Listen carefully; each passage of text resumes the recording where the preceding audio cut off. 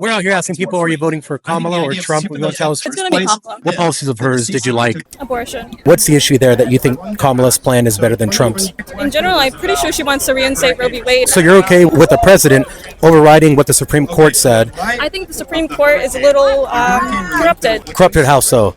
In general, we knew that Roe v. Wade was going to be overturned, even if people say they weren't going to. But are you okay with the president deciding arbitrarily that they didn't like the Supreme Court's decision, so then they can institute an executive order to make abortion nationwide legal?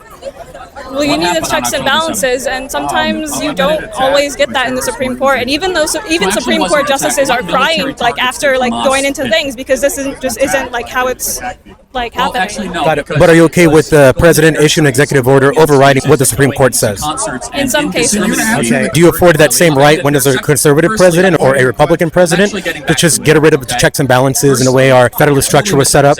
I think it needs to be. I'm not sure about completely how it should be done, but I think we need to change our system just a little bit. Okay. And what would that look like, the changing of the system, do you think? I don't have a complete plan in mind. I'm not into that, but I just.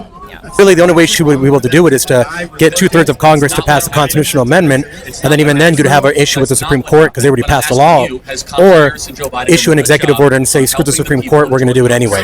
Those are really the only two ways. I don't know if this is right, and I'll have to look more into stuff, but changing our voting system and changing who represents who in Congress, and getting away with actually our two-party system. But that's a little separate. But as far as abortion, I mean, unless you're going to go overrule the Supreme Court in executive order, there's not much you can do, right? And it's to the states. I don't know exactly how it's going to happen, but I think even believing in her and hopefully something will happen. I don't know if it'll be something like overruling the Supreme Court, which I'm not sure about.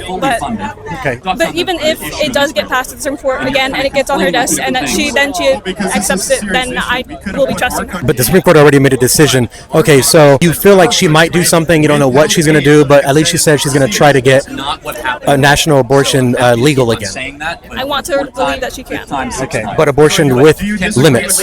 Possibly, you're not really sure yet if you want limits on abortion, or what is her greatest accomplishment? It'll be kind of case-to-case scenario, but definitely more than what we usually get with people are saying 13 weeks. I don't think that's enough for people. So are you okay with the state saying it's 23 weeks or it's 26 weeks and the state's making that decision for themselves, or just say states don't have that right, we need to have the president make the decision for the whole country?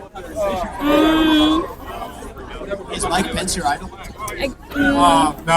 Not sure exactly I understand that. what I would You say. didn't break the but glass ceiling like she did. I think. So, let me just ask you, what has she done for you? Not sure. Not sure about the logistics of things.